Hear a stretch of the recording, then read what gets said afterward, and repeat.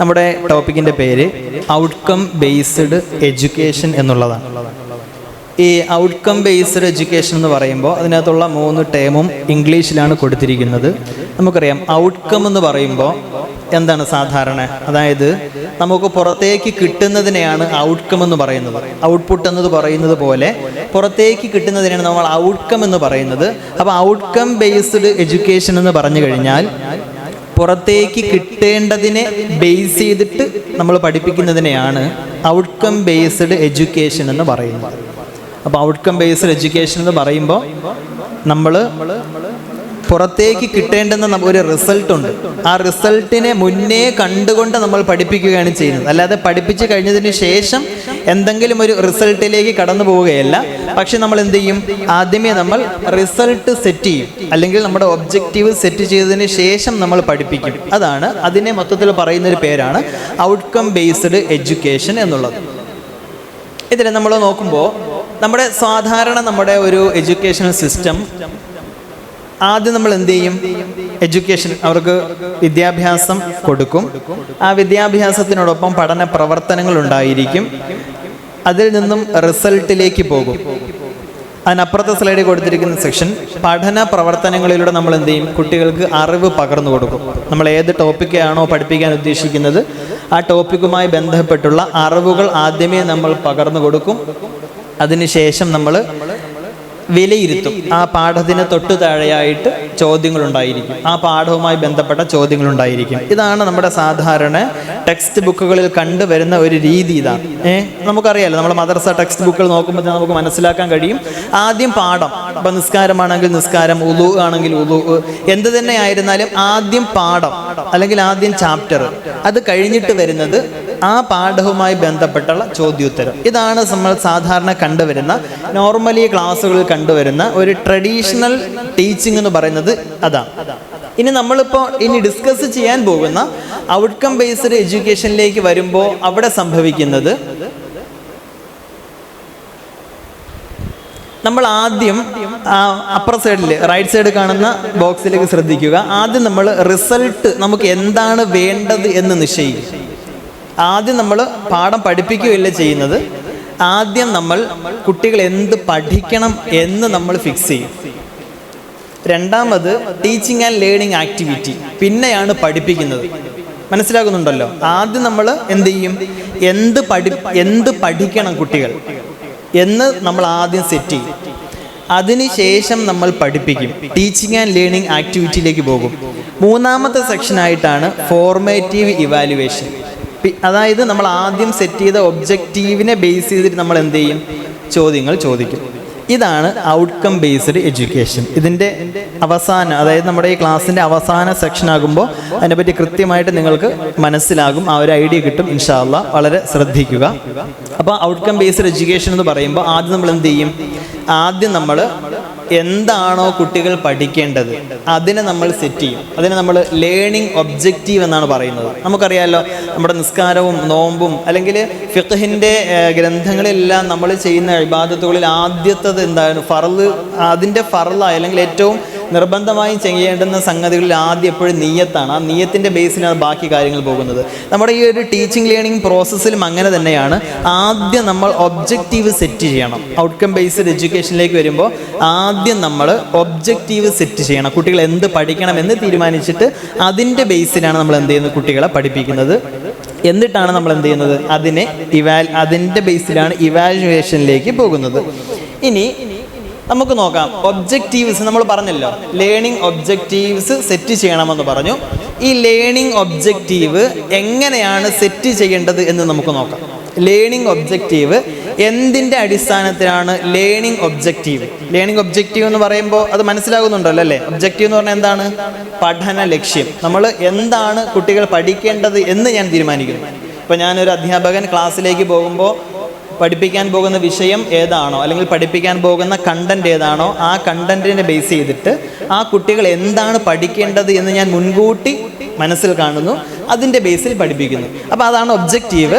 ആ ഒബ്ജക്റ്റീവിനെ എങ്ങനെയാണ് നമുക്ക് സെറ്റ് ചെയ്യേണ്ടത് എന്ന് നോക്കാം. അതിനു മുന്നേ ഈ ഒബ്ജക്റ്റീവിൻ്റെ പ്രത്യേകതകൾ, ഈ ഒബ്ജക്റ്റീവ് എന്ന് പറയുമ്പോൾ നമ്മുടെ ടീച്ചിങ് ലേണിംഗ് പ്രോസസ്സിലെ 3 പ്രധാനപ്പെട്ട ഫാക്ടേഴ്സുകളാണ് objectives, evaluation and learning experiences.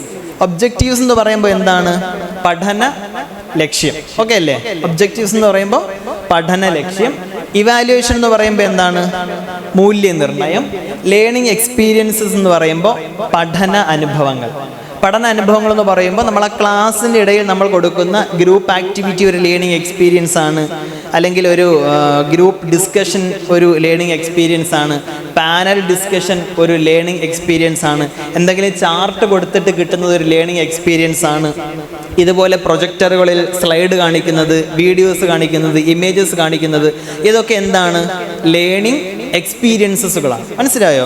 അപ്പോൾ ഇത് 3ഉം പരസ്പരം കണക്റ്റഡ് ആണ്. ഈ ഒരു ട്രയാങ്കിളിൽ കൊടുത്തിരിക്കുന്ന 3 വസ്തുക്കളും, ഒബ്ജക്റ്റീവ്സ്, അതുപോലെ ഇവാലുവേഷൻ, ലേണിംഗ് എക്സ്പീരിയൻസ്, ഇത് 3ഉം ബേസ് ചെയ്ത് അതിന് 3ഉം പരസ്പരം ഒരു കണക്ഷൻ ഉണ്ട്. അതായത് ഒബ്ജക്റ്റീവ്സിൻ്റെ ബേസിലാണ് നമ്മൾ ലേണിംഗ് എക്സ്പീരിയൻസ് കൊടുക്കുന്നത്. എന്തിൻ്റെ ബേസിലാണ്? ഒബ്ജക്റ്റീവ്സിൻ്റെ ബേസിലാണ് നമ്മൾ എന്ത് കൊടുക്കുന്നത്? ലേണിംഗ് എക്സ്പീരിയൻസ് കൊടുക്കുന്നത്. എന്നിട്ട് ആ ഒബ്ജക്റ്റീവ്സിൻ്റെ ബേസിലാണ് ഇവാലുവേഷനും നടത്തുന്നത്. ഇപ്പോൾ സൽസ്വഭാവം എന്നൊരു ടോപ്പിക്കിനെ പറ്റി ഞാൻ പഠിപ്പിച്ചു കഴിഞ്ഞാൽ സൽസ്വഭാവവുമായി ബന്ധപ്പെട്ടുള്ള ഒബ്ജക്റ്റീവ്സ് ആയിരിക്കും ഞാൻ എന്ത് ചെയ്യുന്നത്? സെറ്റ് ചെയ്യുന്നത്. എന്നിട്ട് ഞാൻ ചോദ്യം ചോദിക്കുന്നത് എന്തിൻ്റെ അടിസ്ഥാനത്തിലാണ്? ആ സൽസ്വഭാവവുമായി ബന്ധപ്പെട്ട് ഞാൻ സെറ്റ് ചെയ്ത ഒബ്ജക്റ്റീവ്സ് നേടാൻ കഴിഞ്ഞോ എന്നുള്ളതാണ്. ഉദാഹരണം, സത്യസന്ധതയെപ്പറ്റി കുട്ടികൾ വിലയിരുത്തുന്നു എന്നൊരു ഒബ്ജക്റ്റീവ് ഞാൻ സെറ്റ് ചെയ്തു എന്ന് കരുതുക. സൽസ്വഭാവം എന്ന പാഠം പഠിപ്പിക്കുമ്പോൾ സത്യസന്ധത എന്നൊരു ഒബ്ജക്റ്റീവ്സ് ഞാൻ സെറ്റ് ചെയ്തിട്ടുണ്ടെങ്കിൽ ഇവാലുവേഷനിലേക്ക് വരുമ്പോൾ ഈ സത്യസന്ധതയെ നിത്യജീവിതവുമായി ബന്ധപ്പെടുത്തി വിലയിരുത്തുക എന്നൊരു ചോദ്യം വന്നു കഴിഞ്ഞാൽ കുട്ടികൾ എന്തെഴുതും? നമ്മൾ സെറ്റ് ചെയ്ത ഒബ്ജക്റ്റീവ്സ് ഓക്കെ ആണെങ്കിൽ, നമ്മൾ കൊടുത്ത ടീച്ചിങ് ആൻഡ് ലേണിംഗ് എക്സ്പീരിയൻസിലൂടെ ആ ഒബ്ജക്റ്റീവ്സ് അറ്റൈൻ ചെയ്യാൻ സാധിച്ചിട്ടുണ്ടെങ്കിൽ ആര് കൃത്യമായി ആൻസർ ചെയ്യും? ഇവാലുവേഷൻ്റെ സ്റ്റേജിൽ കുട്ടികൾ ആൻസർ ചെയ്യും. മനസ്സിലാവുന്നുണ്ടോ പറയുന്നത്? അപ്പോൾ ഇത് 3ഉം പരസ്പരം കണക്റ്റഡ് ആണ്. ഒബ്ജക്റ്റീവ്സും ഇവാലുവേഷനും ലേണിംഗ് എക്സ്പീരിയൻസും ഇത് 3ഉം പരസ്പരം കണക്റ്റഡ് ആണ്. അപ്പോൾ അതുകൊണ്ട് തന്നെ നമ്മൾ സെറ്റ് ചെയ്യുന്ന ഒബ്ജക്റ്റീവ്സ് നമ്മുടെ ടോപ്പിക്കുമായിട്ട്, ഏത് വിഷയമാണോ പഠിപ്പിക്കുന്നത് ആ വിഷയവുമായിട്ട് കൃത്യമായി കണക്റ്റഡ് ആയിരിക്കണം. അത്രയും നമ്മൾ എന്ത് ചെയ്യണം? കണക്റ്റഡുമായിരിക്കണം. നമ്മൾ കൊടുക്കുന്ന എക്സ്പീരിയൻസ് അല്ലെങ്കിൽ നമ്മുടെ കൊടുക്കുന്ന ലേണിംഗ് എക്സ്പീരിയൻസ് നമ്മുടെ ഒബ്ജക്റ്റീവ്സിൻ്റെ ബേസിലുള്ളതുമായിരിക്കണം. ഇനി എന്താണ് ലേണിംഗ്? നമ്മളെപ്പോഴും പറയാറുണ്ടല്ലോ, കുട്ടികൾ പഠിച്ചോ എന്ന് ചോദിക്കാറുണ്ട് അല്ലേ? എന്താണ് പഠനം എന്ന് പറയുന്നത്? എന്താണ് പഠനം? നിങ്ങൾക്ക് മറുപടി പറയാം. പാസീവായിട്ട് ഇരിക്കേണ്ട, ആക്റ്റീവായിട്ട് നിങ്ങൾക്ക് മറുപടി പറയാം. ഞാനിവിടെ നിന്ന് ക്ലാസ് എടുക്കുന്നതേ ഉള്ളൂ. നമുക്കൊരു ഗ്രൂപ്പ് ഡിസ്കഷൻ പോലെ നമുക്കിത് കണ്ടക്ട് ചെയ്യാൻ വേറെ പ്രശ്നമൊന്നുമില്ല. നമ്മൾ മാത്രമേ ഇവിടെ ഉള്ളൂ. അപ്പോൾ എന്താണ് ലേണിംഗ് എന്ന് പറഞ്ഞാൽ? എന്താണ് ലേണിംഗ്? പറയാം. എന്താണ് ലേണിംഗ്? ലേണിംഗ് എന്ന് പറയുമ്പോൾ എന്താണെന്നറിയോ? ഒരാളുടെ ബിഹേവിയറിൽ ഉണ്ടാകുന്ന മാറ്റത്തെയാണ് ലേണിംഗ് എന്ന് പറയുന്നത്. ഒരാളുടെ ബിഹേവിയറിൽ ഉണ്ടാകുന്ന മാറ്റം, ബിഹേവിയറൽ ചേഞ്ച് എന്ന് പറയും. കുറച്ചും കൂടി കൃത്യമായി പറഞ്ഞാൽ എക്സ്പെക്റ്റഡ് ബിഹേവിയറൽ ചേഞ്ച്, അതായത് പ്രതീക്ഷിക്കുന്ന മാറ്റം സംഭവിക്കണം. ഞാൻ അധ്യാപകനാണ്. അപ്പം ഞാൻ പ്രതീക്ഷിക്കുന്ന മാറ്റമാണ് ആരിൽ വരേണ്ടത്? കുട്ടികൾ വരേണ്ടത്. എന്നാലേ അത് എന്താവും? ലേണിംഗ് ആവും. ഞാൻ പഠിപ്പിക്കുന്ന ഒരു കാര്യം കുട്ടികൾ ഞാൻ പ്രതീക്ഷിക്കാത്ത മറ്റേതോ ഒരു ബിഹേവിയറൽ ചേഞ്ചസ് കാണിച്ചാൽ അതിനെ ലേണിംഗ് എന്ന് പറയാൻ കഴിയില്ല. എക്സ്പെക്റ്റഡ് ബിഹേവിയറൽ ചേഞ്ച്, ഞാൻ പ്രതീക്ഷിക്കുന്ന ഒരു മാറ്റം, സ്വഭാവ മാറ്റം എന്ത് ചെയ്യണം? കുട്ടികളിൽ ഉണ്ടാകണം. എങ്കിലാണ് അതിനെന്തെന്ന് പറയുന്നത്? ലേണിംഗ് എന്ന് നമുക്ക് പറയാൻ കഴിയും. ഇത് വളരെ കൃത്യമായി മെഷർ ചെയ്യാൻ കഴിയും. പിന്നെ ഈ ബിഹേവിയർ ആയതുകൊണ്ട്, അല്ലെങ്കിൽ ബിഹേവിയറൽ ചേഞ്ചസ് ആയതുകൊണ്ട്, സ്വഭാവത്തിൽ വരുന്ന മാറ്റമായതുകൊണ്ട് തന്നെ ഇതിനെ മൂല്യനിർണ്ണയം ചെയ്യുക എന്നത് അല്പം ഡിഫിക്കൽട്ടാണ്. പക്ഷേ അതിന് വേണ്ടിയിട്ട് നമ്മളൊരു തിയറി ഉപയോഗിക്കാറുണ്ട്. ആ തിയറിയിലേക്കാണ് നമ്മൾ പോകുന്നത്. ഇപ്പോൾ ഒരു കുട്ടിക്ക് ആ കുട്ടിയുടെ സ്വഭാവത്തിൽ മാറ്റം വന്നോ ഇല്ലയോ എന്ന് അധ്യാപകൻ അറിയണമെങ്കിൽ നമ്മൾ എന്ത് ചെയ്യണം? നമ്മുടെ ബിഹേവിയറിന് ഒരുപാട് പ്രത്യേകതകളുണ്ട്. ബിഹേവിയറിസ്റ്റുകളൊക്കെ പറയുന്ന അവരുടെ ഒരു ഫൈൻഡിങ്സ് എന്ന് പറയുന്നത്, ബിഹേവിയർ നമുക്ക് പെട്ടെന്ന് അനലൈസ് ചെയ്യാൻ കഴിയില്ല. ബിഹേവിയർ എങ്ങനെയാണ് എന്ന് നോട്ട്ബുക്കിൽ എഴുതി വാങ്ങുവാനോ മറ്റൊന്നും നമുക്ക് കഴിയില്ല. അതായത് ബിഹേവിയറിനെ ഡയറക്റ്റ് നമുക്ക് ഒബ്സർവ് ചെയ്യുക അല്ലെങ്കിൽ ഇവാലുവേറ്റ് ചെയ്യുക എന്ന് പറയുന്നത് അല്പം ഡിഫിക്കൽട്ടാണ്. അതുകൊണ്ട് ഒരു തിയറിയുടെ അടിസ്ഥാനത്തിലാണ് നമ്മൾ എന്ത് ചെയ്യുന്നത്, ഈ ബിഹേവിയറൽ ചേഞ്ചസിനെ നമ്മൾ എന്ത് ചെയ്യുന്നത്, വിലയിരുത്തുന്നത്. അപ്പോൾ ആ ഒരു തിയറിയിലേക്കാണ് നമ്മൾ പോകുന്നത്. വളരെ പ്രധാനപ്പെട്ട തിയറിയാണ്. അതിൻ്റെ പേര് ബ്ലൂംസ് ടാക്സോണമി എന്ന് പറയും. ഇതിൻ്റെ പ്രത്യേകത, നമ്മുടെ കുട്ടികളെ നമ്മൾ പഠിപ്പിക്കുന്ന കണ്ടന്റ് എത്രത്തോളം കുട്ടികൾ അത് അച്ചീവ് ചെയ്തു എന്ന് നമുക്ക് ഇവാലുവേറ്റ് ചെയ്യാൻ ഈ തിയറിയാണ് നമ്മൾ ഉപയോഗിക്കുന്നത്. ഓക്കെ, അപ്പോൾ ഇദ്ദേഹത്തിനെ പറ്റിയിട്ടുള്ളൊരു ഇൻട്രോ ആണ് കൊടുത്തിരിക്കുന്നത്. ബെഞ്ചമിൻ എസ് ബ്ലൂം, അദ്ദേഹം ഒരു അമേരിക്കൻ വിദ്യാഭ്യാസ മനഃശാസ്ത്രജ്ഞനാണ്. അദ്ദേഹത്തിൻ്റെ ടാക്സോണമി അല്ലെങ്കിൽ അദ്ദേഹത്തിൻ്റെ തിയറിയെ ബ്ലൂംസ് ടാക്സോണമി എന്നറിയപ്പെടുന്നുണ്ട്. അദ്ദേഹം വികസിപ്പിച്ച തിയറി ആയതുകൊണ്ട് അതിന് എന്തെന്നറിയപ്പെടുന്നു, ബ്ലൂംസ് ടാക്സോണമി എന്നാണ് അറിയപ്പെടുന്നത്. ഓക്കെ അല്ലേ? ഇതുവരെ പറഞ്ഞ കാര്യങ്ങൾ ഓക്കെ ആണല്ലോ. അതായത് ബിഹേവിയറൽ ചേഞ്ചസിനെ നമുക്ക് ഡയറക്റ്റ് ഒബ്സർവ് ചെയ്യാൻ കഴിയില്ല, അല്ലെങ്കിൽ ബിഹേവിയറൽ ചേഞ്ചസിനെ മൂല്യനിർണ്ണയം നടത്താൻ പ്രയാസകരമായതുകൊണ്ട് നമ്മൾ ഉപയോഗിക്കുന്ന തിയറിയാണ് ബെഞ്ചമിൻ എസ് ബ്ലൂമിൻ്റെ ടാക്സോണമി. ഈ ടാക്സോണമിയുടെ ബേസിലാണ് നമ്മൾ എന്ത് ചെയ്യുന്നത്, കുട്ടികളെ വിലയിരുത്തുന്നത്. ഓക്കെ, ഇനി വളരെ ശ്രദ്ധിക്കേണ്ട ഒരു കണ്ടന്റ്, ഇദ്ദേഹം ഒരു മനുഷ്യനെ അദ്ദേഹം പ്രധാനമായും 3 തലങ്ങളിലേക്ക് തരംതിരിച്ചിട്ടുണ്ട്. 3 തലങ്ങളിലേക്ക്. ആ ചിത്രത്തിൽ ഞാൻ 3 ലൈൻ സെറ്റ് ചെയ്തിട്ടുണ്ട്. കാണാൻ കഴിയുന്നുണ്ടോ? ആ ലൈൻ എന്തിൻ്റെ അടിസ്ഥാനത്തിലായിരിക്കും സെറ്റ് ചെയ്തിരിക്കുന്നതെന്ന് ആർക്കെങ്കിലും പറയാമോ? ഒരു 3 ലൈൻ ചിത്രത്തിൽ സെറ്റ് ചെയ്തിട്ടുണ്ട്. കൊഗ്നിറ്റീവ് ഡൊമൈൻ ഒരെണ്ണം, രണ്ടാമത്തത് affective domain, third one is psychomotor domain. ഈ 3 ഡൊമൈനും നിങ്ങൾ ചിത്രം ശ്രദ്ധിക്കുകയാണെങ്കിൽ ചിലപ്പോൾ മനസ്സിലായേക്കാം എന്തായിരിക്കാം. യെസ് അല്ലെ? ആദ്യത്തെ എന്താണ്? ആദ്യത്തെ ഈ ലെവൽ വരെ നിൽക്കുന്ന ഒരു ലൈനാണ്. സെക്കൻഡ് വൺ ഈസ് ഹൃദയവുമായി ബന്ധപ്പെട്ട് നിൽക്കുന്ന ലൈനാണ്. തേർഡ് വൺ എന്ന് പറയുന്നത് കൈകാലുകളാണ്. ഓക്കെ, ഇനി അതിൻ്റെ ആ സ്ലൈഡ് തന്നെ കുറച്ചുകൂടി എക്സ്പാൻഡ് ആയിട്ടുള്ളൊരു സ്ലൈഡിലേക്ക് പോകാം. നോക്കിക്കോളൂ, ഫസ്റ്റ് സ്ലൈഡ് എന്ന് പറയുന്നത് കൊഗ്നീഷനാണ്, ചിന്താതലമാണ്. മനസ്സിലായോ? കുട്ടികൾ ചിന്തിക്കുന്ന ലെവലാണ്. അതുകൊണ്ടാണ് കൊഗ്നിറ്റീവ് ഡൊമൈൻ എന്ന് പറയും. ഇത് പ്രധാനമായ 3 തലങ്ങളാണ്. First one cognitive domain. Okay, അതെന്ന് പറയുന്നത് എന്താണ്? തിങ്കിങ് സ്കിൽസ് ആണ്, ചിന്തിക്കുന്ന കാര്യങ്ങളാണ്. Okay, second one affective domain. Okay, affective എന്ന് പറയുമ്പോൾ വൈകാരികമായി നമ്മൾ പഠിപ്പിച്ചൊരു കാര്യം ആ കുട്ടി അവൻ്റെ ചിന്താശേഷി ഉപയോഗിച്ചുകൊണ്ട് അവൻ്റെ ഹൃദയത്തിലേക്ക് ആഴ്ന്നിറങ്ങുന്ന ഏത് സ്റ്റേജിലാണ്?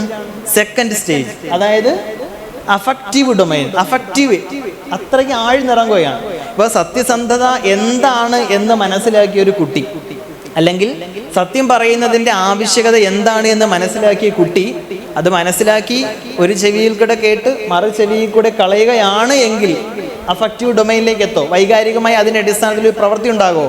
ഇല്ല. അപ്പോൾ first domain, second domain affective domain, വൈകാരികമായ മനോഭാവം. ഇനി മൂന്നാമത്തതാണ് സൈക്കോമോട്ടോർ ഡൊമൈൻ, ശാരീരിക പ്രവൃത്തി തലം. അതായത് കൈകാലുകൾ കൊണ്ട് പ്രവർത്തിക്കുന്നു. ഈ 3 തലത്തിൽ കൂടിയാണ് നമുക്ക് കുട്ടികളുടെ ബിഹേവിയറൽ ചേഞ്ചസിനെ ഒബ്സർവ് ചെയ്യാൻ അല്ലെങ്കിൽ അനലൈസ് ചെയ്യാൻ സാധിക്കുന്നത്. ഈ 3 തലത്തിൽ കൂടി. ഒന്നാമത്തേത് cognitive domain, second one is affective domain, third one is psychomotor domain. ഈ 3 ഡൊമൈനുകളിൽ കൂടിയാണ് നമുക്ക് എന്ത് ചെയ്യാൻ കഴിയുന്നത്? കുട്ടികളെ വിലയിരുത്താൻ കഴിയുന്നത്. ഇനി ഈ 3 തല, അപ്പം നമ്മൾ 3 കാറ്റഗറി പറഞ്ഞല്ലോ. ഈ 3 കാറ്റഗറിയുടെയും അടിസ്ഥാനത്തിലാണ് നമ്മൾ പഠന നേട്ടം എന്ത് ചെയ്യേണ്ടത്? സെറ്റ് ചെയ്യേണ്ടത്. ഈ 3 ഡൊമൈനിലെ കാര്യങ്ങളും ഉൾപ്പെടുത്തണം. കുട്ടിക്ക് ചിന്തയുമായി ബന്ധപ്പെട്ടുള്ള ഒരു ഒബ്ജക്റ്റീവ് നമ്മൾ സെറ്റ് ചെയ്യണം. അതുപോലെ തന്നെ കുട്ടിയുടെ അഫക്റ്റീവ് ഡൊമൈൻ, അവൻ്റെ ഹൃദയത്തിൽ ആഴ്ന്നിറങ്ങിയിട്ടുണ്ടോ ഇല്ലയോ എന്നറിയാനുള്ള ഒബ്ജക്റ്റീവ് സെറ്റ് ചെയ്യണം. മൂന്നാമത്തേത് സൈക്കോമോട്ടോർ ഡൊമൈൻ, കൈകാലുകൾ കൊണ്ട് എന്തെങ്കിലും ഒരു ആക്ടിവിറ്റി നമ്മൾ പഠിപ്പിച്ച കണ്ടന്റുമായി ബന്ധപ്പെട്ട് കുട്ടികൾക്ക് ചെയ്യാനുള്ളൊരു ഏരിയ. ഇത് 3 കൂടി നമ്മുടെ എന്തിലുണ്ടാകണം? ഒബ്ജക്റ്റീവ്സിലുണ്ടാകണം. ഈ 3 കൂടി നമ്മുടെ ഒബ്ജക്റ്റീവ്സിൽ കടന്നു വരുമ്പോഴാണ് അത് പൂർണ്ണമായും ഔട്ട്കം ബേസ്ഡ് എഡ്യൂക്കേഷനായി മാറുന്നു. ഓക്കെ, ഇനി അടുത്തത് ഇദ്ദേഹത്തിൻ്റെ തിയറി 1956 അതിനെ റിവൈസ് ചെയ്ത് 2001 വന്നപ്പോൾ ഏറ്റവും ടോപ്പിൽ ക്രിയേറ്റ് എന്ന് പറയുന്ന ഒരു ലെവലിലേക്ക് എത്തി. കൂടുതൽ വിശദീകരിക്കാം. അതായത് നമ്മൾ 3 തലങ്ങളെ പറ്റി പറഞ്ഞിരുന്നു. ഏതൊക്കെയായിരുന്നു? Cognitive, affective, psychomotor. ഈ 3 ഡൊമൈനുകളിലും ഒരുപാട് സ്പെസിഫിക്കേഷൻസ് ഉണ്ട്. അതായത് ഇപ്പം ഈ കൊടുത്തിരിക്കുന്നത് ആദ്യത്തെ ഡൊമൈനായ കൊഗ്നിറ്റീവ് ഡൊമൈനിൻ്റെ ഘടകങ്ങളാണ് കൊടുത്തിരിക്കുന്നത്. 6 സ്റ്റേജസ് ആണ്. ഓക്കെ, കൊഗ്നിറ്റീവ് ഡൊമൈനിൽ 6 സ്റ്റേജസ് ആണ് കൊടുത്തിരിക്കുന്നത്. അത് knowledge, comprehension, application, analysis, synthesis, evaluation. ഇത് കൃത്യമായി നമ്മൾ അടുത്ത സ്ലൈഡുകളിൽ വിശദീകരിക്കുന്നുണ്ട്. ഇതൊരു ആമുഖമായിട്ട് ഇതിനെ ഒന്ന് പരിചയപ്പെടുത്തിയതാണ്.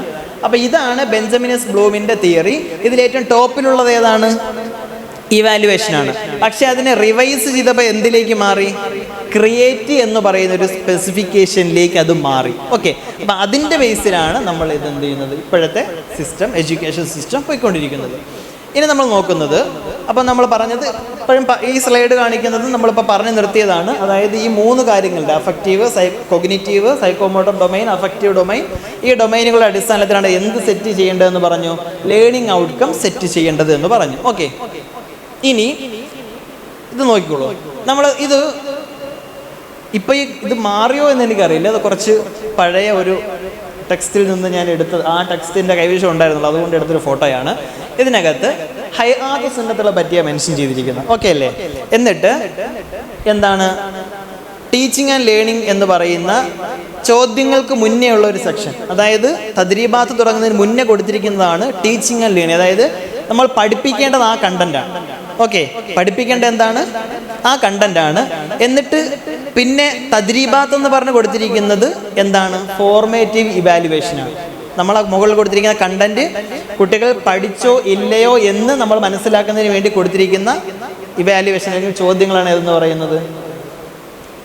ചോദ്യങ്ങളാണ് ഫോർമേറ്റീവ് ഇവാലുവേഷൻ എന്ന് പറയുന്നത്. അപ്പോൾ ഇപ്പം നമ്മൾ പറഞ്ഞ എന്താണ്? ഇത് നമ്മുടെ സാധാരണ നോർമലായിട്ടുള്ള ഒരു പാഠപുസ്തകമാണ്. സാധാരണ നോർമലായിട്ടുള്ള ഒരു പാഠപുസ്തകമാണ് കൊടുത്തിരിക്കുന്നത്. ടീച്ചിങ് ആൻഡ് ലേണിംഗ് ഉണ്ടാകും, അതുപോലെ തന്നെ ഫോർമേറ്റീവ് ഇവാലുവേഷൻ ഉണ്ടാകും. പക്ഷെ ഇതിന് മുകളിൽ എന്തുകൂടി നമ്മൾ ചേർക്കണം? നമ്മൾ ഔട്ട്കം ബേസ്ഡ് എഡ്യൂക്കേഷൻ ഇതിന് മുന്നേ, അതായത് ഈ പാഠത്തിന് മുന്നേ നമ്മളിപ്പോൾ പറഞ്ഞുകൊണ്ടിരിക്കുന്ന ഔട്ട്കം ബേസ്ഡിലേക്ക് വരണമെങ്കിൽ ഈ പാഠം തുടങ്ങുന്നതിന് മുന്നേ അധ്യാപകൻ എന്തുകൂടി സെറ്റ് ചെയ്യണം? ഔട്ട്കം കൂടി സെറ്റ് ചെയ്യണം. നമ്മളിവിടെ ഔട്ട്കം സെറ്റ് ചെയ്തിട്ടുണ്ടോ? ഇല്ല. നമ്മൾ പാഠം കണ്ടന്റ് ഉണ്ട്, ആ കണ്ടന്റിനെ ബേസ് ചെയ്തിട്ട് താഴെ ചോദ്യങ്ങളുണ്ട്. പക്ഷെ നമ്മൾ പറയുന്ന ഔട്ട്കം ബേസ്ഡ് എഡ്യൂക്കേഷനിലേക്ക് വരുമ്പോൾ ഈ പാഠത്തിന് മുന്നേ എന്തു നമ്മൾ മനസ്സിൽ കൊണ്ടുവരണം? ആ കണ്ടന്റിലൂടെ കുട്ടികൾ എന്ത് പഠിക്കുന്നു എന്ന് നമ്മൾ കൊണ്ടുവരണം. അതാണ് എന്തെന്ന് പറയുന്നത്? ഔട്ട്കം എന്ന് പറയുന്നത്. ഓക്കെ, ആ ഔട്ട്കത്തിൻ്റെ ബേസിലായിരിക്കും നമ്മൾ ഫോർമേറ്റീവ് ഇവാലുവേഷൻ കണ്ടക്ട് ചെയ്യേണ്ടത്. ഇനി നമ്മളിപ്പോൾ പറഞ്ഞ ഇത് ബ്ലൂംസ് ടാക്സോണമിയുടെ ആദ്യത്തെ സ്റ്റേജിൽ നമ്മൾ ഏത് സ്റ്റേജിനെ പറ്റിയാണ് പറഞ്ഞുകൊണ്ടിരിക്കുന്നത്? ഫസ്റ്റ് ഡൊമൈൻ, കൊഗ്നിഷൻ, ബുദ്ധി. ഓക്കെ, ആ കൊഗ്നിറ്റീവ് ലെവലിൽ വരുന്ന കാര്യങ്ങളാണ് നമ്മൾ പറഞ്ഞുകൊണ്ടിരിക്കുന്നത്. അപ്പോൾ ഈ കൊഗ്നിറ്റീവ് ലെവലിൽ ഇതുപോലെ 6 സ്റ്റേജസ് ഉണ്ട്. കൊഗ്നിറ്റീവ് ലെവലിൽ അല്ലെങ്കിൽ കൊഗ്നിറ്റീവ് ഡൊമൈനിലെ ഏറ്റവും ലോവസ്റ്റ് ലെവൽ എന്ന് പറയുന്നത് റിമെമ്പറാണ്. നമ്മളൊരു കാര്യം ഓർമ്മിക്കുക എന്ന് പറയുന്നത് നമ്മുടെ ബുദ്ധിയുടെ ഏറ്റവും ലോവസ്റ്റ് ലെവലാണ്. നമ്മുടെ ബുദ്ധി നമുക്ക് ചിന്തിക്കുന്നതിനേക്കാൾ അപ്പുറത്തേക്ക് പ്രവർത്തിക്കുന്ന ഒരു വസ്തുവാണ്, അല്ലേ? അപ്പോൾ അതിലേറ്റവും ലോവസ്റ്റ് ലെവൽ എന്താണ്? ഒരാളുടെ പേര് ഓർമ്മിച്ചെടുക്കുക, ഒരു സ്ഥലപ്പേര് ഓർമ്മിച്ചെടുക്കുക, അല്ലെങ്കിൽ പഠിച്ച കാര്യങ്ങളെ ഓർമ്മിച്ചെടുക്കുക. വേറൊന്നുമില്ല, പഠിച്ച കാര്യങ്ങളെ ഓർമ്മിച്ചെടുക്കുക മാത്രം ചെയ്യുന്നു. ഇത് ലോവസ്റ്റ് ലെവലാണ്. ഇതുപോലെ ഈ 3 ലെവലിലും, അതായത് കൊഗ്നിറ്റീവ് ഡൊമൈനിലും, അഫക്റ്റീവ് ഡൊമൈനിലും, സൈക്കോമോട്ടോർ ഡൊമൈനിലും ലോ ലെവലിൽ നിന്ന് തുടങ്ങി ഹൈ ലെവലിലേക്ക് എത്തുന്ന സ്പെസിഫിക്കേഷൻസ് ഉണ്ട്. മനസ്സിലാകുന്നുണ്ടോ? അതായത് നമ്മൾ ഈ പറഞ്ഞ ഒരു മനുഷ്യൻ്റെ 3 തലങ്ങൾ, 3 ഡൊമൈനിലും ഏറ്റവും ലോ ലെവലിൽ തുടങ്ങി ഹൈ ഓർഡർ തിങ്കിങ്ങിലേക്ക് എത്തുന്ന എന്തുണ്ട്? സ്പെസിഫിക്കേഷൻസ് ഉണ്ട്. ഓക്കെ, ഇതിൽ ആദ്യത്തത് കൊഗ്നിറ്റീവ് ഡൊമൈനിലെ എല്ലാ സ്പെസിഫിക്കേഷനും ഇൻഷാ അല്ലാഹ് നമ്മളിന്ന് നമ്മുടെ ഈ ചെറിയ സമയത്തിനുള്ളിൽ കവർ ചെയ്യുന്നുണ്ട്. ബാക്കി അഫക്റ്റീവ് ഡൊമൈനും സൈക്കോമോട്ടോർ ഡൊമൈനും പിന്നീട് ഒരിക്കൽ നമുക്ക് ഡിസ്കസ് ചെയ്യാം. അപ്പോൾ ആദ്യത്തെ ഡൊമൈൻ, അതായത് കൊഗ്നിറ്റീവ് ഡൊമൈനിലെ സ്പെസിഫിക്കേഷൻസ് ആണ് നമ്മൾ നോക്കുന്നത്. കൊഗ്നിറ്റീവ് ഡൊമൈൻ എന്ന് പറയുമ്പോൾ ഏത് ലെവലാണ്? തിങ്കിങ് ലെവലാണ്. ഓക്കെ, ആക്ഷൻ ആണോ? അല്ല. പിന്നെ വൈകാരികമായ ചിന്തയാണോ? അല്ല. ഓൺലി എന്ത് മാത്രം? അവരുടെ തിങ്കിങ് ലെവലാണ്. ഓക്കെ, തിങ്കിങ് ലെവലാണ്. ആ ലെവലിൽ നിന്നുകൊണ്ടാണ് നമ്മൾ എന്ത് ചെയ്യുന്നത്? നമ്മൾ അതിൻ്റെ സ്പെസിഫിക്കേഷൻസിലേക്കാണ് നമ്മൾ പോകുന്നത്. ഇത് എന്തിനാണ് ഔട്ട്കം ബേസ്ഡ് എഡ്യൂക്കേഷൻ എന്ന് ചോദിച്ചാൽ, പാഠ്യപദ്ധതി ആസൂത്രണം ചെയ്യാൻ, കരിക്കുലം, സിലബസ് ഇതൊക്കെ ഇംപ്ലിമെൻറ്റ് ചെയ്യുമ്പോൾ പൂർണ്ണമായും ഇപ്പോൾ ഔട്ട്കം ബേസ്ഡ് ആണ്. ഇപ്പോൾ ഡിഗ്രിക്കും പി ജിക്കൊക്കെ നമ്മൾ നോക്കുമ്പോൾ സിലബസിന് മുന്നേ കോഴ്സ് ഔട്ട്കം എന്ന് പറഞ്ഞ് കൊടുത്തിരിക്കും. ഇപ്പോൾ BSc കെമിസ്ട്രി പഠിക്കുന്ന ഒരു കുട്ടി BSc കെമിസ്ട്രി എന്ന് പറയുമ്പോൾ എന്താണ്, ആ കെമിസ്ട്രി പഠിക്കുന്ന കുട്ടി എന്തെല്ലാം അതിൽ പഠിക്കും എന്ന് കൊടുക്കും. അതുപോലെ ഓരോ മൊഡ്യൂളും എടുത്തിട്ട് മൊഡ്യൂളിന് ഔട്ട്കം ഉണ്ട്. അതായത് ഒന്നാമത്തെ മൊഡ്യൂളിലൂടെ കുട്ടികൾ എന്തെല്ലാം പഠിക്കുന്നു, രണ്ടാമത്തെ മൊഡ്യൂളിലൂടെ കുട്ടികൾ എന്തെല്ലാം പഠിക്കുന്നു, മൂന്നാമത്തെ മൊഡ്യൂളിലൂടെ കുട്ടികൾ എന്തെല്ലാം പഠിക്കുന്നു, ഇങ്ങനെയെല്ലാം സെറ്റ് ചെയ്ത് വരുന്നുണ്ട്. അപ്പം അങ്ങനെ പാഠ്യപദ്ധതി ആസൂത്രണം ചെയ്യാൻ OBE വളരെ ഇമ്പോർട്ടൻ്റ് ആണ്. അതുപോലെ ലേണിംഗ് ഒബ്ജക്റ്റീവ്സ് സെറ്റ് ചെയ്യാം. അപ്പം നമ്മൾ ഏതെങ്കിലും നിങ്ങൾ വെറുതെ ഒന്ന് ഗൂഗിളിൽ യൂണിവേഴ്സിറ്റികളുടെ സിലബസിലേക്കൊക്കെ നോക്കിക്കഴിഞ്ഞാൽ എന്ത് ചെയ്യാൻ കഴിയും, ആ സിലബസ് അല്ലെങ്കിൽ ആ കോഴ്സ് പഠിക്കുന്നതിലൂടെ ആ കുട്ടിക്ക് എന്ത് നേട്ടമുണ്ടാകുന്നു എന്ന് മുൻകൂട്ടി പഠിക്കാൻ കഴിയും. മുൻകൂട്ടി മനസ്സിലാക്കാം, ഈ കോഴ്സ് പഠിച്ചാൽ എനിക്ക് ഇന്ന ഇന്ന നേട്ടങ്ങൾ ഉണ്ടാകും എന്ന് മുൻകൂട്ടി അറിയാൻ കഴിയും. അതിന് വേണ്ടിയിട്ട് നമ്മൾ മുൻകൂട്ടി എന്ത് ചെയ്യുന്നു, ലേണിംഗ് ഒബ്ജക്റ്റീവ്സ് വ്യക്തമാക്കാൻ ഔട്ട്കം ബേസ്ഡ് എഡ്യൂക്കേഷൻ ഉപകാരമാണ്. ചോദ്യങ്ങൾ തയ്യാറാക്കാൻ, അതുപോലെ അസസ്മെൻറ്റിനും അതുപോലെ പഠനം ഡീപ്പ് ലേണിങ്ങിനും കൂടി ഒബ്ജക്റ്റീവ് സെറ്റ് ചെയ്യുന്നത് നല്ലതാണ്. ഇനി നമ്മളത് നേരത്തെ പറഞ്ഞ നമ്മുടെ കൊഗ്നിറ്റീവ് ഡൊമൈനിൻ്റെ 6 സ്റ്റേജസിനെ വളരെ ലളിതമായ രീതിയിൽ, വളരെ എല്ലാവർക്കും മനസ്സിലാകുന്ന രീതിയിൽ നമ്മളത് നോക്കുകയാണ്. അതിനകത്ത് ഏറ്റവും ലോവസ്റ്റ് ലെവൽ എന്താണ്, ഏറ്റവും താഴെയുള്ളത് റിമെമ്പറാണ്, ഒരു കാര്യം ഓർമ്മിച്ചെടുക്കുക. അത് കഴിഞ്ഞാൽ പിന്നെ അണ്ടർസ്റ്റാൻഡ് ആണ്. പിന്നെയുള്ളത് അപ്ലൈ, അനലൈസ്, ഇവാലുവേറ്റ്, ക്രിയേറ്റ്. അപ്പോൾ ഒരു കാര്യം ഓർമ്മിച്ചെടുക്കുന്ന കഴിവ്, ആ കഴിവ് ആർജിച്ചെടുക്കുന്ന ഏറ്റവും ലോവസ്റ്റ് ലെവലാണ്. ഇതിൻ്റെ ഏറ്റവും ടോപ്പ് എന്ന് പറഞ്ഞാൽ എന്താണ്, നമ്മൾ പഠിപ്പിച്ച കണ്ടന്റുമായി ബന്ധപ്പെട്ട് കുട്ടികൾ എന്തെങ്കിലും ക്രിയേറ്റ് ചെയ്യുന്ന ഒരു ലെവലിലേക്ക് എത്തിക്കഴിഞ്ഞാൽ ഇതെല്ലാം കംപ്ലീറ്റ് ചെയ്തു എന്നാണ് അർത്ഥം. മനസ്സിലാവുന്നുണ്ടോ? നമ്മൾ ഇതെല്ലാം കംപ്ലീറ്റ് ചെയ്തു എന്നാണ് അർത്ഥം. ഒരു കുട്ടി അണ്ടർസ്റ്റാൻഡ് ലെവലിൽ മാത്രമേ എത്തിയിട്ടുള്ളൂ, അല്ലെങ്കിൽ റിമെമ്പറിങ് മാത്രം, എന്ത് നമ്മൾ പഠിപ്പിച്ചത് ചോദിച്ചു കഴിഞ്ഞാൽ അതുപോലെ തിരിച്ചു പറയുന്നു, പക്ഷെ മറ്റ് അതുമായി ബന്ധപ്പെട്ട് എന്തെങ്കിലും ക്രിയേറ്റ് ചെയ്യാൻ പറഞ്ഞുവാലോ അല്ലെങ്കിൽ അതുമായി ബന്ധപ്പെട്ട മറ്റൊരു ടോപ്പിക്കിനെ ഒന്ന് വിലയിരുത്താൻ പറഞ്ഞാലോ ഒന്നും കുട്ടിക്ക് മനസ്സിലാകുന്നില്ല, കഴിയുന്നില്ല എങ്കിൽ ആ കുട്ടി ഏത് ലെവലിൽ മാത്രം നിൽക്കുകയാണ്, റിമെമ്പർ എന്ന് പറയുന്ന ഏറ്റവും ലോവസ്റ്റ് ലെവലിൽ മാത്രം നിൽക്കുന്നു. അതായത് നമ്മുടെ ടീച്ചിങ് ലേണിംഗ് പ്രോസസ്സിൽ നമ്മൾ അറ്റൈൻ ചെയ്തത് ഏറ്റവും ലോ ലെവൽ, ലോവസ്റ്റ് ഒബ്ജക്റ്റീവ് മാത്രമേ അധ്യാപകൻ അച്ചീവ് ചെയ്തിട്ടുള്ളൂ എന്നാണ് അതിൻ്റെ മീനിങ്. മനസ്സിലാവുന്നുണ്ടോ? നേരെ മറിച്ച് ആ കുട്ടി ക്രിയേറ്റ് എന്ന് പറയുന്ന ലെവൽ വരെ എത്തിക്കഴിഞ്ഞാൽ അധ്യാപകൻ്റെ കൊഗ്നിറ്റീവ് ഡൊമൈനിലുള്ള എല്ലാ നേട്ടങ്ങളും അത് അച്ചീവ് ചെയ്ത് കഴിഞ്ഞു, അധ്യാപകൻ അച്ചീവ് ചെയ്തു കഴിഞ്ഞു എന്നാണ് പറയുന്നത്. ഓക്കെ, ഇനി അതിനെ വിശാലമായി നമുക്ക് നോക്കാം. അപ്പോൾ ഒന്നാമത്തേത് ഏതാണ്? റിമെമ്പർ. ഓക്കെ, ഒന്നാമത്തത് റിമെമ്പർ ആണ്. ഇത് നിങ്ങൾ വളരെ ശ്രദ്ധിക്കേണ്ടതാണ്. ഇനി റിമെമ്പർ എന്ന് പറഞ്ഞാൽ എന്താണ് അർത്ഥം? ഓർമ്മിക്കുക എന്നുള്ളതാണ്. ഓക്കെ, ഒരു കുട്ടി ഓർമ്മിക്കുക എന്നൊരു കപ്പാസിറ്റി നേടിക്കഴിഞ്ഞാൽ പ്രധാന ക്രിയകൾ എന്ന് പറഞ്ഞ് ഞാൻ കൊടുത്തിരിക്കുന്ന എല്ലാ കഴിവുകളും ആ കുട്ടിക്ക് ആർജിച്ചെടുക്കാൻ കഴിയും. ഓക്കെ, ഒന്നാമത്തത് ഡിഫൈൻ ചെയ്യുക. ഡിഫൈൻ ചെയ്യുക എന്ന് പറഞ്ഞാൽ നിർവചിക്കുക. അപ്പോൾ നിസ്കാരം പഠിപ്പിച്ചു കഴിഞ്ഞു. നിസ്കാരം എന്നാൽ എന്ത് എന്ന് ചോദിക്കുമ്പോൾ കുട്ടിക്ക് കൃത്യമായി ഉത്തരം പറയാൻ കഴിയുന്നുണ്ട് എങ്കിൽ അതാണ് ഡിഫൈൻ. ഡെഫിനിഷൻ എന്ന് കേൾക്കാറുണ്ടല്ലോ, നിർവചനം. അപ്പോൾ നിസ്കാരം എന്ന പാഠം പഠിപ്പിച്ചു കഴിഞ്ഞിട്ട് ഞാൻ ചോദിക്കുകയാണ് നിസ്കാരം എന്നാൽ എന്ത് എന്നൊരു കുട്ടിയോട് ചോദിക്കുമ്പോൾ ആ കുട്ടി നിസ്കാരം എന്നാൽ എന്ത് എന്ന് പൂർണ്ണമായും പറയുകയാണെങ്കിൽ ആ കുട്ടി എന്ത് നേടി?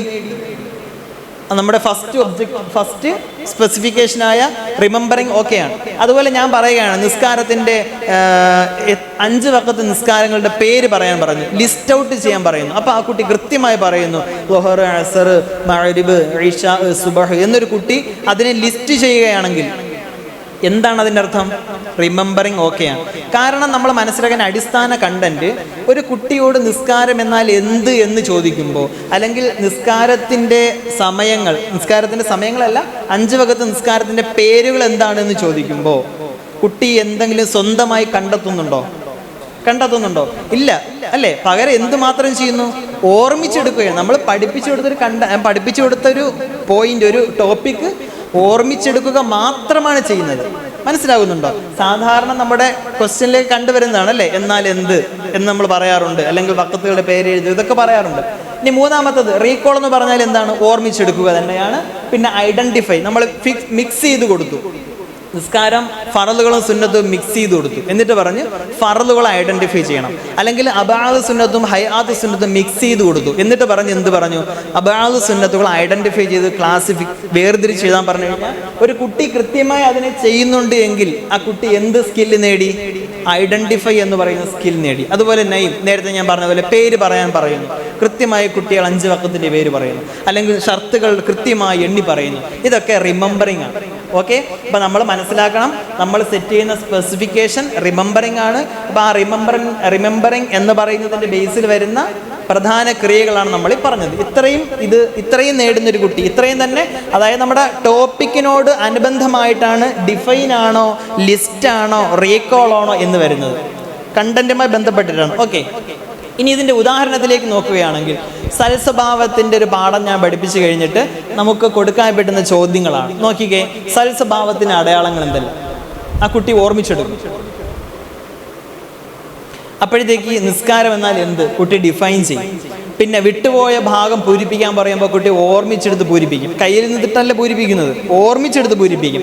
അതുപോലെ ചേരുമ്പടി ചേർക്കാൻ പറഞ്ഞാൽ മാച്ച് ദി ഫോളോവിംഗ് കൊടുത്തു കഴിഞ്ഞാൽ എന്ത് ചെയ്യും? ഐഡന്റിഫൈ ചെയ്യും. ഇത്രയുമാണ് അതിനകത്ത് വരുന്നത്. ഇനി രണ്ടാമത്തതാണ് അണ്ടർസ്റ്റാൻഡിങ്, മനസ്സിലാക്കുക എന്ന് പറയുന്നത്. ഒന്നാമത്തെ കഴിഞ്ഞു, റിമെമ്പറിങ് കഴിഞ്ഞു.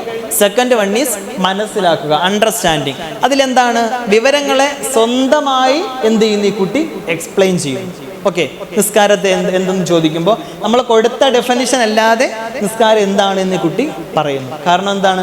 അത്രയും നേരത്തെ പറഞ്ഞ റിമെമ്പറിങ് എന്ന പൊസിഷനേക്കാൾ അല്പം കൂടി കടന്നിട്ട് അണ്ടർസ്റ്റാൻഡിങ് ലെവൽ എത്തിയതുകൊണ്ടാണ് അത് കുട്ടിക്ക് സ്വന്തമായിട്ട് പറയാൻ കഴിയുന്നത്. ഓക്കെ, അതിൽ വരുന്നത് എന്തൊക്കെയാണ്? എക്സ്പ്ലെയിൻ, വിശദീകരിക്കാൻ പറഞ്ഞാൽ വിശദീകരിക്കും. സംഗ്രഹിക്കാൻ പറഞ്ഞാൽ, സമ്മറൈസ് ചെയ്യാൻ പറഞ്ഞാൽ സമ്മറൈസ് ചെയ്യും. ഇന്റർപ്രിട്ടേഷൻ, എന്തെങ്കിലും വ്യാഖ്യാനിക്കാൻ പറഞ്ഞാൽ അതുമായി ബന്ധപ്പെട്ട് പറയും. എക്സാമ്പിൾ പറയാൻ പറഞ്ഞാൽ അതും ചെയ്യും. ഇത്രയും അണ്ടർസ്റ്റാൻഡിങ് എന്ന് പറയുന്നതിൻ്റെ സ്പെസിഫിക്കേഷൻസ് ആണ്. ഓക്കെ, ഇനി അതിൻ്റെ ഉദാഹരണത്തിലേക്ക് പോവുകയാണെങ്കിൽ, ഉദാഹരണം ചോദിക്കുന്നു, ഖുർആനിലുള്ള സാഹോദര്യത്തിൻ്റെ ആയത്ത് വിശദീകരിക്കാൻ പറഞ്ഞാൽ കുട്ടി എന്ത് ചെയ്യും? ഇത് അച്ചീവ് ചെയ്തിട്ടുണ്ടെങ്കിൽ കുട്ടി അത് എക്സ്പ്ലെയിൻ ചെയ്യും. അതുപോലെ നബിതങ്ങളുടെ ജീവിതത്തിലെ സത്യസന്ധതയെ സമ്മറൈസ് ചെയ്യണം. അപ്പോൾ ആ കുട്ടിയുടെ ഓപ്ഷനാണ് എന്തൊക്കെ ഉൾപ്പെടുത്തണം. ആ കുട്ടിക്ക് നബിതങ്ങളുടെ സത്യസന്ധതയുമായി ബന്ധപ്പെട്ട് എന്തൊക്കെ അറിവ് നമ്മൾ ക്ലാസ് റൂമിൽ കൊടുത്തിട്ടുണ്ടോ അതിനെല്ലാം സമ്മറൈസ് ചെയ്തിട്ട് ഒരു പ്രിസൈസ് ആയ ഒരു ഫോമിലേക്ക് നമുക്ക് ആൻസർ തരും. മനസ്സിലാകുന്നുണ്ടോ? തേർഡ് വൺ, അമാനത്ത് എന്ന ആശയത്തെ ഇന്നത്തെ നിത്യജീവിതവുമായി ബന്ധപ്പെട്ട് വ്യാഖ്യാനിക്കാൻ പറയുകയാണ്. ആ കുട്ടിയുടെ ഇഷ്ടമാണ്, അതിന് ഫിക്സഡ് ആയ ഒരു ആൻസർ ഇല്ല, അല്ലേ? ഫിക്സഡ് ആയ ഒരു ആൻസർ അവിടെ ഇല്ല. കാരണം എന്താണ്? ഈ കുട്ടിയുടെ കപ്പാസിറ്റിക്ക് അനുസരിച്ച് ആൻസർ വേരി ചെയ്യും. ഇപ്പോൾ നിസ്കാരത്തിൻ്റെ ഷർത്ത് എത്രയെന്ന് ചോദിച്ചാൽ ഓരോ കുട്ടികളും 5 എന്നായിരിക്കും മറുപടി പറയുന്നത്, അതിന് അപ്പുറത്തേക്ക് പറയാൻ പറ്റില്ല. പക്ഷേ ഇങ്ങനെ ഒരു ക്വസ്റ്റ്യൻ കൊടുത്തു കഴിഞ്ഞാൽ ഇതെന്താണ്? ഓപ്പൺ എൻഡഡ് ക്വസ്റ്റ്യൻ ആണ്. ഇതിൻ്റെ ഓപ്പൺ എൻഡഡ് ക്വസ്റ്റ്യനും ക്ലോസ്ഡ് എൻഡഡ് ക്വസ്റ്റ്യനും അറിയാമല്ലോ. അതായത് ക്ലോസ്ഡ് എന്ന് പറയുമ്പോൾ പിന്നെ ആ കുട്ടിക്ക് അവിടെ സ്വന്തമായിട്ട് ഒപ്പീനിയൻ ഇല്ല. ഓപ്പൺ എന്ന് പറഞ്ഞാലോ ആ കുട്ടിയുടെ എബിലിറ്റിക്ക് അനുസരിച്ച് എന്ത് ചെയ്യാൻ പറ്റും? ആൻസർ ചെയ്യാൻ പറ്റും. ഓക്കെ, ഇനി അടുത്തത് ഇസ്ലാമിൽ ക്ഷമയുടെ പ്രാധാന്യത്തിന് ഒരു ഉദാഹരണം എഴുതുക. ഗീവ് എക്സാമ്പിൾ എഴുതാൻ വേണ്ടിയിട്ട്. പിന്നെ വരുന്നതാണ് അപ്ലൈയിങ് എന്ന് പറയുമ്പോൾ മൂന്നാമത്തതാണ്. അപ്ലൈയിങ് എന്ന് പറഞ്ഞാൽ പ്രയോഗിക്കൽ. നമ്മൾ പഠിച്ച നോളജ് എവിടെയെങ്കിലും നമ്മൾ എന്ത് ചെയ്യുക? പ്രയോഗിക്കുക. ഓക്കെ, പഠിച്ച നോളജ് പ്രയോഗിക്കുക എന്ന് പറയുമ്പോൾ അത് അപ്ലൈ ഉണ്ട്, യൂസ് ഉണ്ട്, ഡെമോൺസ്ട്രേറ്റ് ഉണ്ട്, ഷോ ഉണ്ട്. ഈ 4 കാര്യങ്ങൾ അതിനകത്ത് വരുന്നുണ്ട്. കുട്ടി എന്തെങ്കിലും പഠിച്ചു കഴിഞ്ഞാൽ ദൈനംദിന ജീവിതത്തിലേക്ക് എങ്ങനെ അതിനെ പ്രാവർത്തികമാക്കാമെന്നുള്ളതാണ്. ദൈനംദിന ജീവിതത്തിലേക്ക് എങ്ങനെ പ്രാവർത്തികമാക്കാം എന്ന് കുട്ടി ചിന്തിക്കുന്നിടത്താണ് അപ്ലൈയിങ് എന്ന് പറയുന്ന തേർഡ് സ്പെസിഫിക്കേഷൻ വരുന്നത്. ഇതിൻ്റെ ഉദാഹരണങ്ങളിലേക്ക് പോകുമ്പോൾ അവിടെ കാണാൻ കഴിയുന്നത്, ഉദാഹരണം, സ്കൂളിലൊരു സുഹൃത്ത് നിങ്ങളോട് എന്തെങ്കിലും ഒരു കാര്യം ചോദിച്ചാൽ, അല്ലെങ്കിൽ നിങ്ങളോട് ക്ഷമ ചോദിച്ചാൽ, ഖുർആന്റെ അടിസ്ഥാനത്തിൽ ആ നിങ്ങൾ പഠിച്ച ക്ഷമയെ നിങ്ങൾ എങ്ങനെയാണ് അവിടെ അപ്ലൈ ചെയ്യുന്നത്? ഒരു ചോദ്യമാണ്. ക്ഷമയെ എങ്ങനെ എന്ത് ചെയ്യാം? അപ്ലൈ ചെയ്യാം. നമ്മുടെ സോഷ്യൽ ലൈഫിൽ, ഫാമിലി ലൈഫിലൊക്കെ ക്ഷമ എങ്ങനെ നിങ്ങൾക്ക് അപ്ലൈ ചെയ്യാമെന്ന് ചോദിച്ചു കഴിഞ്ഞാൽ അവിടെയാണ് ആപ്ലിക്കേഷൻ ലെവൽ വരുന്നത്. Okay, application level. അത് കഴിഞ്ഞിട്ട് ഹദീസ് പ്രകാരം നല്ല വാക്കുകൾ സംസാരിക്കുക എന്നൊരു കൺസെപ്റ്റ് ഉണ്ട്, അല്ലേ? സംസാരിക്കുമ്പോൾ എന്ത് സംസാരിക്കുക? നല്ലത്, മാന്യമായ വാക്കുകൾ സംസാരിക്കുക. ഇതിനെ നമുക്കൊരു ക്ലാസ് മുറിയിൽ എങ്ങനെ പ്രയോഗിക്കാം? ഇതിനൊരു ക്ലാസ് മുറിയിൽ എങ്ങനെ നമുക്ക് പ്രയോഗിക്കാം എന്നത് പറയാൻ പറയുമ്പോൾ അവിടെ നമുക്ക് എന്ത് ചെയ്യാം, ഒരു കോൺവെർസേഷൻ്റെ രൂപത്തിൽ കുട്ടികളെ നമുക്ക് ഡെമോൺസ്ട്രേഷൻ കൊടുക്കാം, അല്ലെങ്കിൽ ആ ഒരു സംഭാഷണം എങ്ങനെയായിരിക്കുമെന്ന് കുട്ടികളോട് ചോദിച്ചാൽ അവർ കൃത്യമായി അതിനെപ്പറ്റി എന്ത് പറയും, മറുപടി പറയും. ആ ലെവലിലേക്ക് കുട്ടികളെ എത്തിക്കാൻ കഴിയണം. അതാണ് ഏത് ലെവൽ എന്ന് പറയുന്നത്, ആപ്ലിക്കേഷൻ ലെവൽ എന്ന് പറയുന്നത്. ഓക്കെ, അപ്പോൾ ആപ്ലിക്കേഷൻ ലെവൽ എന്ന് പറയുമ്പോൾ പഠിച്ച കാര്യങ്ങളെ ഏതെങ്കിലും ഒരു ന്യൂ സിറ്റുവേഷനിലേക്ക് അപ്ലൈ ചെയ്യുക എന്നുള്ളതാണ്. നമ്മളെ ക്ലാസ് റൂമിലാണ് പഠിപ്പിച്ചത്, ക്ലാസ് റൂമിൽ മാത്രമാണ് പഠിപ്പിച്ചതെങ്കിലും അതൊരു ന്യൂ സിറ്റുവേഷനിലേക്ക് അപ്ലൈ ചെയ്യുമ്പോൾ എന്തായി മാറുന്നു, അതൊരു ആപ്ലിക്കേഷൻ ലെവലിലേക്ക് അത് എത്തിച്ചേരുന്നു. ഇനി നാലാമത്തതാണ് അനലൈസിങ്, വിശകലനം ചെയ്യുക. ഓക്കെ, ഇതെല്ലാം നമ്മുടെ കൊഗ്നിറ്റീവ് ചിന്തയുമായി ബന്ധപ്പെട്ട് വരുന്ന ഡൊമൈനിൻ്റെ ഭാഗങ്ങളാണ്. അപ്പം ഇതിൽ അനലൈസിങ്, വിശകലനം ചെയ്യുക എന്ന് പറയുമ്പോൾ എന്താണ്, നമ്മൾ പഠിപ്പിച്ച കാര്യങ്ങളെ കുട്ടിക്ക് വിശകലനം ചെയ്യാൻ കഴിയണം. അതിനെ മറ്റൊരു കൺസെപ്റ്റുമായിട്ട് അല്ലെങ്കിൽ മറ്റൊരു സിറ്റുവേഷനുമായിട്ട് കമ്പയർ ചെയ്യാൻ കഴിയണം. അതുപോലെ വേർതിരിക്കാൻ കഴിയണം, വ്യത്യാസം കണ്ടെത്താൻ കഴിയണം, പരിശോധിക്കാൻ കഴിയണം, അല്ലെങ്കിൽ വിലയിരുത്താൻ കഴിയണം. ഇത്രയും കാര്യങ്ങൾ എവിടെ വരണം, അനലൈസിങ് എന്ന് പറയുന്ന നാലാമത്തെ സ്റ്റേജിൽ, കൊഗ്നിറ്റീവ് ഡൊമൈനിൻ്റെ നാലാമത്തെ സ്റ്റേജിൽ ഇത്രയും കാര്യങ്ങൾ ഉൾപ്പെടണം. അപ്പോഴാണ് ഈ അനലൈസിങ് എന്ന് പറയുന്ന കപ്പാസിറ്റി കുട്ടികൾ നേടിയെടുക്കുന്നത്. ഇനി അതിൻ്റെ ഉദാഹരണത്തിലേക്ക് പോവുകയാണെങ്കിൽ, പരിശോധിക്കുക എന്ന് പറയുമ്പോൾ കുട്ടി അതിനെ ഇവാലുവേറ്റ് ചെയ്യും. ആ കുട്ടി തന്നെ ഒരു മൂല്യനിർണ്ണയം നടത്തും, അത് ശരിയാണോ തെറ്റാണോ എന്നുള്ളൊരു ഇവാലുവേഷൻ കുട്ടിക്ക് അതിൻ്റെതായ എക്സ്പ്ലനേഷനും കാണും.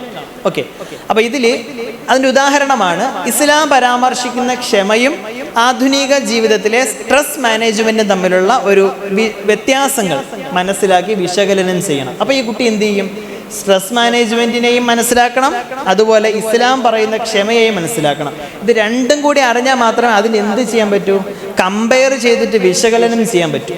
അതുപോലെ രണ്ടാമത്തെ ഉദാഹരണം, നബിതങ്ങളുടെ ജീവിതത്തിലെ സത്യസന്ധതയും ഇന്നത്തെ സമൂഹത്തിലെ അസത്യവും തമ്മിലുള്ള വ്യത്യാസങ്ങൾ പരിശോധിക്കണം. ഇവിടെയും കുട്ടിയുടെ അനലൈസിങ് സ്കില്ലാണ്. ഇവിടെയും കുട്ടികളുടെ ആ ഒരു എക്സ്പ്ലനേഷൻ സ്കിൽ, അല്ലെങ്കിൽ കുട്ടി അത്രത്തോളം ഡീപ്പായിട്ട് ഇതിനകത്ത് ഇൻവോൾവ്ഡ് ആണെങ്കിൽ മാത്രമായിരിക്കും ഈ ഒരു ആൻസർ അല്ലെങ്കിൽ ഈ ഒരു ഔട്ട്കം നമുക്ക് കിട്ടുന്നത്. ഇനി അടുത്തത്, സക്കാത്ത് സമ്പത്തിൻ്റെ ശുദ്ധീകരണം മാത്രമാണോ അതല്ല സാമൂഹിക നീതിയുടെ ഭാഗമാണോ എന്ന് വിശകലനം ചെയ്യണം. അതൊരു ക്വസ്റ്റ്യനാണ് അല്ലേ. സക്കാത്ത് സമ്പത്തിൻ്റെ ശുദ്ധീകരണം മാത്രമാണോ അതല്ല സാമൂഹിക നീതിയുടെ ഭാഗമാണോ, ഇതൊരു ചോദ്യമാണ്. ഇതിനെ വിശകലനം ചെയ്യാൻ വേണ്ടി പറയും. ഇതൊക്കെ എന്താണ്, ഇതൊക്കെ സ്പെസിഫിക്കേഷൻസ് ആണ്. ഇനി അടുത്തതാണ് അഞ്ചാമത്തേത്, ഇവാലുവേറ്റ്, മൂല്യനിർണ്ണയം. ഒരു പ്രവൃത്തിയുടെ മൂല്യം വിലയിരുത്തും. നമ്മൾ പഠിപ്പിച്ചൊരു കൺസെപ്റ്റ്, ഏത് കൺസെപ്റ്റുമാകാം, അയൽവാസികളോടുള്ള ബന്ധമാകാം, അല്ലെങ്കിൽ സാമൂഹികമായ ബന്ധങ്ങളാകാം, വൈവാഹിക ജീവിതമാകാം, ഫിഖ്ഹുമായി ബന്ധപ്പെട്ടതാകാം, ഖുർആനുമായി ബന്ധപ്പെട്ടതാകാം, ഹദീസുമായി ബന്ധപ്പെട്ടതാകാം. ഇതിനെ പഠിപ്പിച്ച കണ്ടന്റിനെ ബേസ് ചെയ്തിട്ട് മൂല്യനിർണ്ണയം നടത്തുക.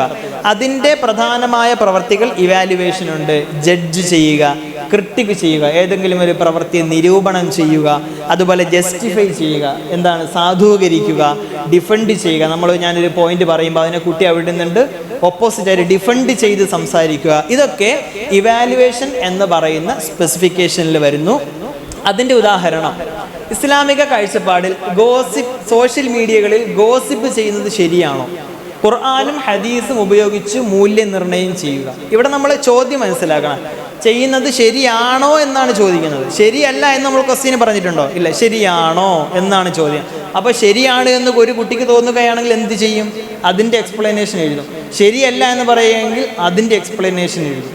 മനസ്സിലായി, ആ ഒരു ലെവലിലേക്ക് കുട്ടികൾ ചിന്തിക്കും.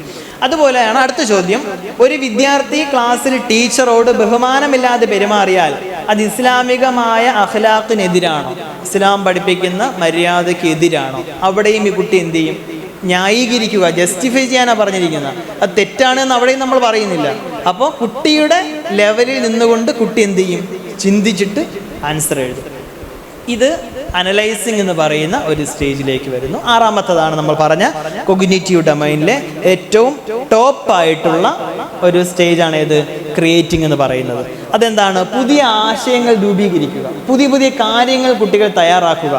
അതിൽപ്പെട്ടതാണ് ക്രിയേറ്റ് ഉണ്ട്, ഡിസൈൻ ഉണ്ട്, ഡെവലപ്പ് ഉണ്ട്, ഇൻവെന്റ് ഉണ്ട്, കമ്പോസ് ഉണ്ട്. ഈ പറഞ്ഞതെല്ലാം തയ്യാറാക്കുക, ഡിസൈൻ ചെയ്യുക, പോസ്റ്റർ ക്രിയേഷനുകൾ, ചാർട്ട് ക്രിയേഷനുകൾ, അല്ലെങ്കിൽ മറ്റെന്തെങ്കിലും ആക്ടിവിറ്റീസ്, ഇങ്ങനെ കുട്ടികൾ എന്തൊക്കെ പുതുതായിട്ട് ക്രിയേറ്റ് ചെയ്യുന്നു അതെല്ലാം ഏതിൽ വരുന്നതാണ്?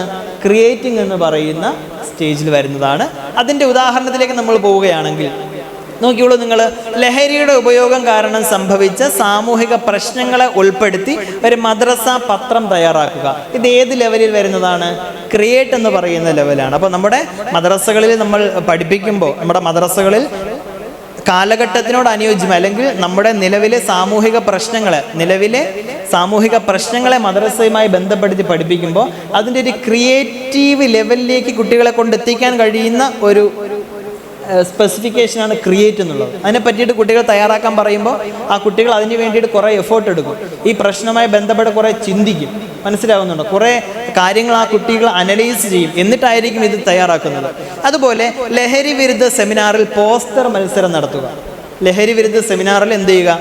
ഒരു പോസ്റ്റർ കോമ്പറ്റീഷനാണ്. അപ്പോൾ ഈ പോസ്റ്ററിൽ എന്തൊക്കെ എഴുതണം എന്നതുമായി ബന്ധപ്പെട്ട കുട്ടി എന്ത് ചെയ്യും?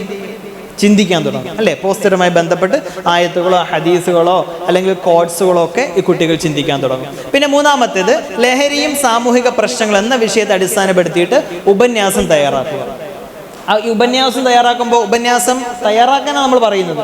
ഓൾറെഡി അവിടെ ഉണ്ടോ? ഇല്ല. അപ്പോൾ കുട്ടികൾ എന്ത് ചെയ്യും? അവരുടെ നോളജിനെ ബേസ് ചെയ്തിട്ട് കുട്ടികൾ എന്ത് ചെയ്യും? തയ്യാറാക്കും. ഓക്കെ, ഇത്രയുമാണ് ആ ഒരു കൊഗ്നിറ്റീവ് ഡൊമൈനിൽ വരുന്ന സ്പെസിഫിക്കേഷൻസ് എന്ന് പറയുന്നത്. ഇനി നമ്മൾ ഇത്രയും കേട്ട കാര്യങ്ങളെ നമുക്കൊന്ന് ആപ്ലിക്കേഷൻ ലെവലിലേക്ക് കൊണ്ടുപോകേണ്ട ഒരു സെക്ഷനിലേക്കാണ് നമ്മളിഞ്ഞ് പോകുന്നത്. അപ്പോൾ അതുകൊണ്ട് നമ്മളിഞ്ഞ് അടുത്ത പോകുന്നത് ലെസൺ പ്ലാൻ തയ്യാറാക്കുക എന്നുള്ളത്. നമ്മൾ പഠന നേട്ടം തയ്യാറാക്കുന്നു, അധ്യാപനം നടത്തുന്നു, എന്നിട്ട് പഠന നേട്ടം കൈവരിച്ചോ ഇല്ലയോ എന്ന് പരിശോധിക്കുന്നു. ഈ മൂന്ന് കാര്യമാണ് ക്ലാസ് റൂമിൽ നടക്കുന്നത്. പഠന നേട്ടം സെറ്റ് ചെയ്യും, അധ്യാപനം നടത്തും, എന്നിട്ട് അത് കുട്ടികൾക്ക് കിട്ടിയോ ഇല്ലയോ എന്ന് നമ്മൾ നോക്കും. ഓക്കെ, അതിൻ്റെ ബേസിൽ നമുക്കൊരു ലെസൺ പ്ലാനിലേക്ക് പോകാം. അതിൽ നമ്മൾ ആദ്യം എന്ത് ചെയ്യുന്നു? നിസ്കാരം എന്നാണ് പാഠത്തിൻ്റെ പേര്. വളരെ ശ്രദ്ധിക്കണം, ഇത് കഴിഞ്ഞ് നിങ്ങളെല്ലാവരും ഇത് എഴുതേണ്ടതാണ്. അപ്പോൾ നിസ്കാരം എന്നതാണ് എന്ത്? പാഠത്തിൻ്റെ പേര്.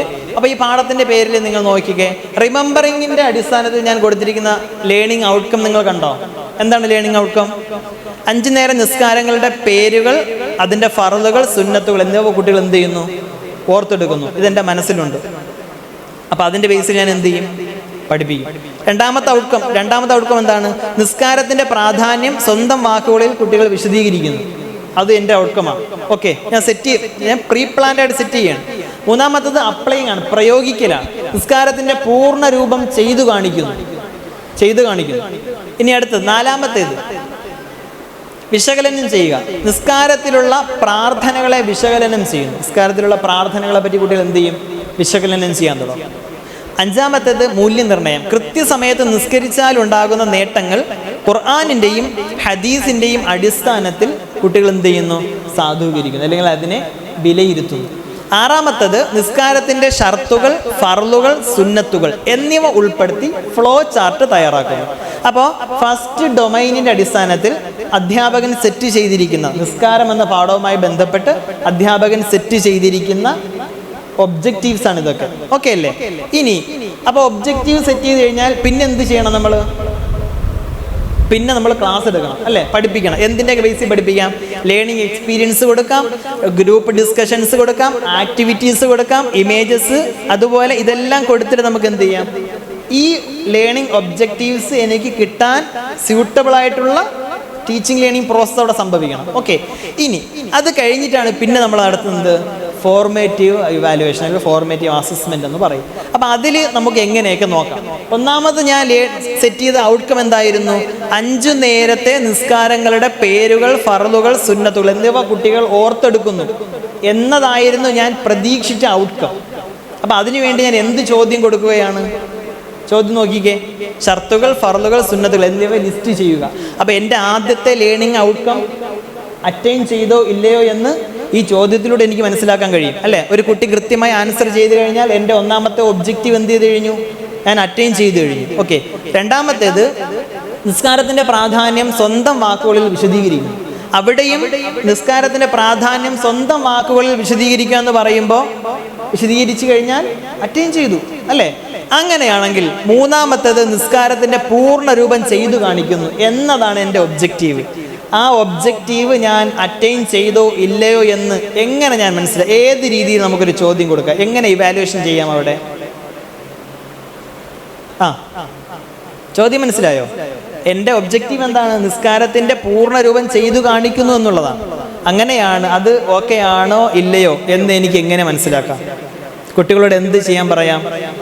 പൂർണ്ണമായും നിസ്കരിച്ച് കാണിക്കാൻ പറയാം അല്ലേ? അതിനൊരു അറേഞ്ച്മെന്റ്സ് കൊടുത്തിട്ട് ചെയ്യാൻ പറഞ്ഞു കഴിഞ്ഞാൽ പൂർണ്ണമായും ചെയ്യുകയാണെങ്കിൽ ഞാൻ അത് എന്ത് ചെയ്തു? ഗോൾ അച്ചീവ് ചെയ്ത് കഴിഞ്ഞു. ഓക്കെ.